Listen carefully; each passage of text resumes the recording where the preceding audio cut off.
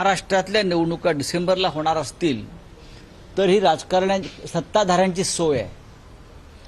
ज्यांना महाराष्ट्रात पराभवाची भीती वाटते, ज्यांना राजकारणात पराभवाची भीती वाटते, महाराष्ट्रात पराभवाची भीती वाटते की आम्ही निवडणूक हरू, आता निवडणुका वेळच घेतल्या, तर त्यांनी अशा पद्धतीनं हा डाव टाकलेला आहे.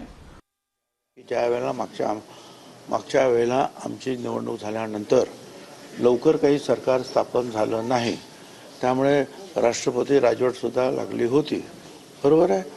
आणि म्हणजे आमची विधानसभाच मुळात उशिरा गठीत झाली आणि तिथून मग 5 वर्ष जर मोजायचे झाले तर अजून आम्हाला वेळ आहे. त्या वेळेपर्यंत मग कधी पण निवडणुका होऊ शकतात. तर मला काही कल्पना नाही, पण आमची 5 वर्ष जे आहेत, मागच्या वेळेला आमची विधानसभा उशिरा गठीत झालेली आहे, सरकार उशिरा स्थापन झालं आणि तिथून 5 वर्षाची आहे ती मुदत असते आमच्या विधानसभेची आमदारकीची. लाडकी बहीण योजनेसाठी निवडणुका पुढे ढकलल्या गेल्या. नोव्हेंबर अखेर राष्ट्रपती राजवट, डिसेंबरमध्ये मतदान होईल अशी चर्चा आहे. हे बघा, कितीही तुम्ही पुढे ढकललं तरी रिझल्ट नाही ना बदलू शकत. आणि हा रडीचा डाव आहे.